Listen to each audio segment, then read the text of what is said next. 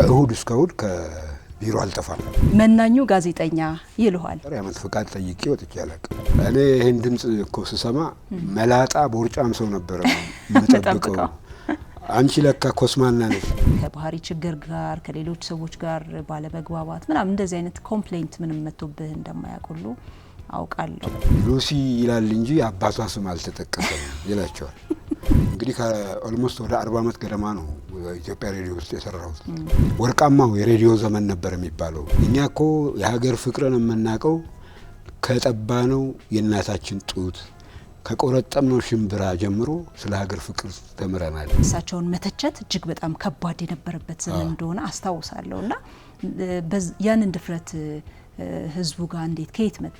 ይቅር የምንባባልበት ምክንያት የለም። ይሄ የባልና ሚስት ጸባ አይደለም ነው ሰው ባለፈው አመታት ተናግረዋል። ሰምቻለሁ። ስለምን? ስለ ኪኒን መዋጥ። አዎ